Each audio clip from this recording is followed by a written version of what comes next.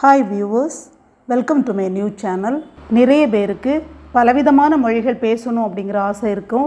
அதில் இங்கிலீஷ் பேசுவது அப்படிங்கிறது எல்லாருக்குமே பிடிக்கும். ஏனெனில் அது உலகிலேயே அதிகமாக பேசப்படுகிற ஒரு மொழி. எல்லா நாடுகளிலும் மற்ற எல்லா இடங்களிலுமே இங்கிலீஷ் என்பது எல்லாராலுமே தேடப்படுகிற ஒரு மொழி. ஏற்கனவே நிறைய ஸ்டூடெண்ட்ஸ் கேட்டதுனால ஸ்போக்கன் இங்கிலீஷ்க்கு சேனல் ஆரம்பிச்சிருக்கிறேன். நிறைய பேர் அந்த சேனல் பார்த்துட்ருக்கீங்க. தேங்க்ஸ் ஃபார் வாட்சிங். இப்போ ஹிந்தியும் நிறைய பேருக்கு யூஸ் ஆகும் அப்படிங்கிற நோக்கத்தில் ஆரம்பிச்சிருக்கிறேன்.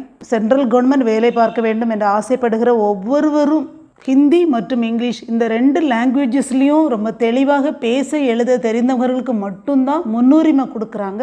அவங்களுக்கு உடனே ஜாப் கிடைக்குது. So the government has made such a rule that unofficially and to some extent Hindi is a merit and selection criteria. This effectively reduces the probability of people not knowing central government jobs. இது அதிகாரப்பூர்வமாக அறிவிக்காததுனால நிறைய பேருக்கு அதில் வேலை வாய்ப்புகள் இது மாதிரி இருக்குது அப்படிங்கிறது தெரியாமலே இருக்குது. ஸோ ரெண்டு லாங்குவேஜஸும் ரொம்ப ரொம்ப இம்பார்ட்டண்ட். இந்தியாவில் வேலை வேணும் அப்படின்னு நினைக்கிறவங்களுக்கு இந்த ஹிந்தி ரொம்ப ரொம்ப முக்கியம். வேலை வாய்ப்புக்காக மட்டும் இல்லை, நமக்கு ஹிந்தி தெரிஞ்சுதுன்னா இந்தியாவில் எங்கே வேணாலும் போயிட்டு வரலாம். ஹிந்தி படிக்கிறது ரொம்ப நல்லது. Hindi is the third most spoken language in the world. உலகில் அதிகமாக பேசப்படும் மொழிகளில் 3வது இடத்தில் ஹிந்தி இருக்கிறது. English is the most spoken language in the world, including native and non-native speakers. உலகிலேயே அதிகமாக பேசப்படுகிற மொழிகளில் முதலிடத்தில் இருப்பது இங்கிலீஷ். 2வது இடத்துல இருக்கும் லாங்குவேஜ் என்ன தெரியுமா? மேண்டரின் is the second most spoken language in the world. மேண்டரின் அப்படிங்கிற மொழி தான் உலகிலேயே பேசப்படும் மொழிகளில் 2வது இடத்தில் இருக்கிறது. மேண்டரின் அப்படிங்கிறது வடக்கு மற்றும் தென்மேற்கு சீன பகுதிகளில் பெரும்பான்மையாக பேசப்படும் சீன திபெத்திய மொழி குடும்பத்தை சேர்ந்தது. ஸோ ஹிந்தி எழுதுவதற்கு பேசுவதற்கு என்று 2 விதமாக வீடியோஸ் அப்லோட் செய்யலாம் அப்படிங்கிற நோக்கத்தில் ஆரம்பிச்சிருக்கிறேன். யாருக்கெல்லாம் தேவை இருக்குதுன்னு நினைக்கிறீங்களோ அவங்க அந்த வீடியோவை பார்த்து பயனடையுமாறு கேட்டுக்கிறேன். ஸோ வீடியோவை ஸ்கிப் பண்ணாமல் பாருங்கள். அடிப்படை இல்லாமல் எந்த ஒரு மொழியும் பேச முடியாது. ஸோ ஹிந்தி பேச எழுத நினைக்கும் ஒவ்வொருவரும் ஒரு நோட் எடுத்து எழுதி அதை படிக்கும்போது ஹிந்தி மிக தெளிவாக பேசவும் எழுதவும் ரொம்ப ஈஸியாக இருக்கும். வேறு நாடுகளுக்கு போகும்போதும் இந்த ஹிந்தி ரொம்ப உதவியாக இருக்கும். ஹிந்தி பேசுகிறதுக்கு மட்டும் இல்லாமல் ஹிந்தி எப்படி ஈஸியாக எழுதுறது அப்படிங்கிறதையும் தெளிவாக இந்த வீடியோவில் பார்க்கலாம். ஃபஸ்ட்டு வீடியோவாக இருக்கிறதுனால அந்த ஹிந்திக்கு உயிரோட்டம் கொடுக்குற உயிரெழுத்துக்கள்லேருந்து ஆரம்பிக்கலாம்.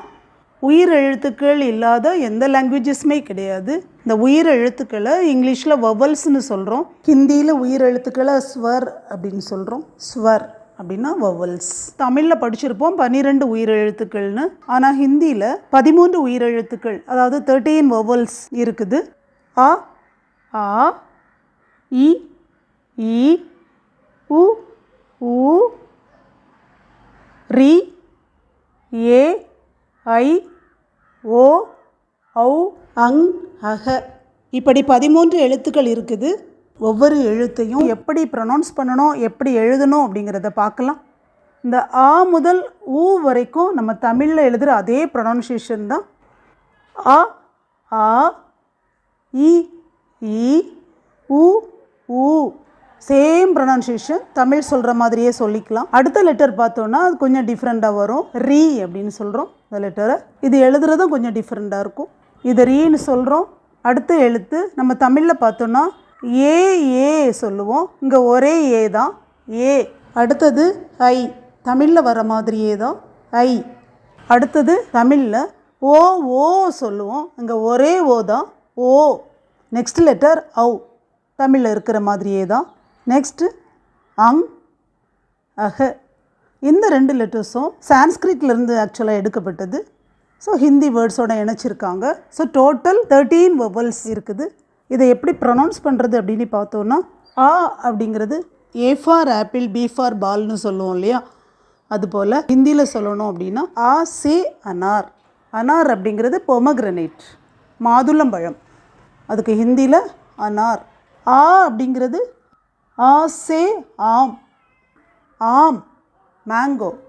ஹிந்தியில் ஆம், தமிழில் மாங்காய், மாம்பழம். கச்சா ஆம் அப்படின்னா மாங்காய், கச்சா காய்.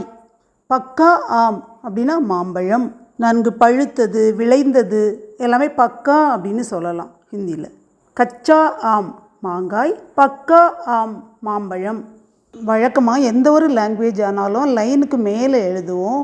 ஆனால் ஹிந்தியோட ஸ்பெஷாலிட்டி என்ன அப்படின்னா அந்த லைனோட ஒட்டி லைனுக்கு கீழே எழுதுறது தான். லைனுக்கு கீழே தான் அந்த ஹிந்தி லெட்டர்ஸ் வரும்.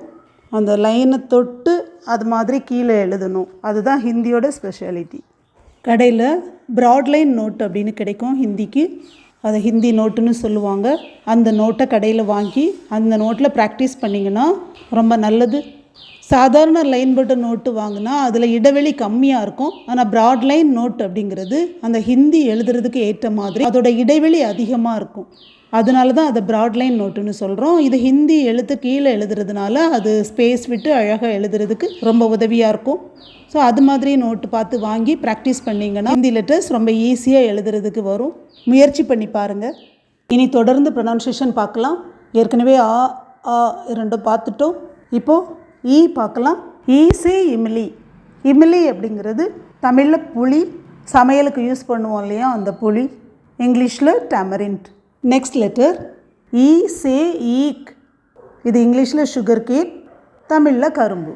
நெக்ஸ்ட் லெட்டர் ஊ சே உல்லு. உல்லு இங்கிலீஷில் அவுல், தமிழில் ஆந்தை. நெக்ஸ்ட்டு ஊ. ஊ சே ஊன். ஊன் இங்கிலீஷில் உல், தமிழில் கம்பளி. இந்த உல் அப்படிங்கிற வேர்டு பிரிட்டிஷ் ப்ரொனவுன்சியேஷனில் இதை உல் அப்படின்னு சொல்கிறோம். அமெரிக்கன் ப்ரொனவுன்சியேஷனில் இதை ஊல் சொல்கிறோம். நெக்ஸ்ட் லெட்டர் ரீ. ரீ சே ரிஷி. ரிஷி இன் இங்கிலீஷ் சேஜ், தமிழில் முனிவர். நெக்ஸ்ட் லெட்டர் ஏ. ஏ சே ஏடி. ஏடி இன் இங்கிலீஷ் ஹீல், தமிழில் குதிகால். தமிழில் குதிகால்னு சொல்லுவோம் இல்லையா, அதுதான் ஹிந்தியில் ஏடி. நெக்ஸ்ட் லெட்டர் ஐ. ஐ சே ஐனக். ஐனக் இன் இங்கிலீஷ் ஸ்பெக்டக்கிள்ஸ், தமிழில் கண்ணாடி, அதாவது மூக்கு கண்ணாடி. நெக்ஸ்ட் லெட்டர் ஓ. ஓ சே ஓக்லி. ஓக்லி இன் இங்கிலீஷ் மோர்டார், தமிழில் உரல், இதை இடிக்கல் அப்படின்னு சொல்லலாம். நெக்ஸ்ட் லெட்டர் ஔ. ஔ சே ஔரத். ஔரத் இன் இங்கிலீஷ் உமன், தமிழில் பெண். நெக்ஸ்ட் லெட்டர் அங். இந்த லெட்டர் சான்ஸ்கிரிட்லேருந்து எடுக்கப்பட்டது.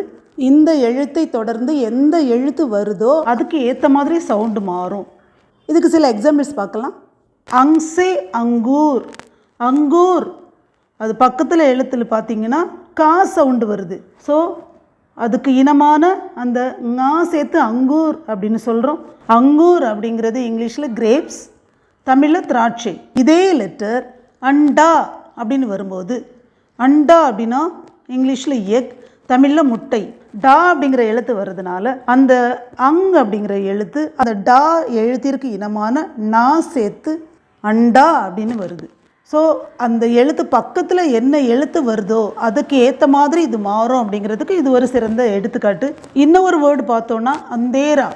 அந்தேரா அப்படிங்கிறது இங்கிலீஷில் டார்க்னஸ், தமிழில் இருட்டு.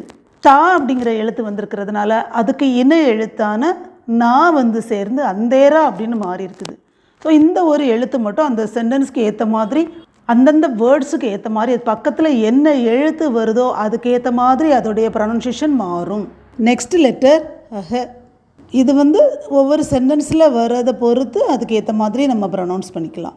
இப்போது இந்த ஹிந்தி லெட்டர்ஸ் எப்படி எழுதுவது, எப்படி அதை ப்ரொனவுன்ஸ் பண்ணுவது அப்படிங்கிறது தெளிவாக புரிஞ்சிருக்கும் அப்படின்னு நம்புகிறேன். உங்களுக்கு இது இன்னும் புரியலை அப்படின்னா புதுசாக கற்றுக்கிறவங்களுக்கு தெரியாத ஒரு லாங்குவேஜ் அப்படிங்கிறதுனால கொஞ்சம் கஷ்டமாக இருக்கும். அவங்க மறுபடியும் அதை ஒரு தடவை அந்த எழுத்துக்களை நோட்டில் எழுதி பார்த்து பழகும்போது உங்களுக்கு ரொம்ப ஈஸியாக இருக்கும். ரைட்டிங்க்கு ஒரு வீடியோ, பேசுவதற்கு ஒரு வீடியோவும் அது மாதிரி மாற்றி மாற்றி அப்லோட் பண்ணலாம் அப்படின்னு நினச்சிருக்கிறேன். இந்த வீடியோ உங்களுக்கு பிடிச்சிருந்ததுன்னா லைக், ஷேர், கமெண்ட் பண்ணுங்கள். மறக்காமல் சப்ஸ்கிரைப் பண்ணுங்கள். சப்ஸ்கிரைப் பண்ண பெல் பட்டனை ப்ரெஸ் பண்ணுங்கள். அப்போ தான் நான் வீடியோ அப்லோட் செய்யும் போதெல்லாம் உங்களுக்கு தவறாமல் நோட்டிஃபிகேஷன் வரும். தேங்க்யூ ஃபார் வாட்சிங்.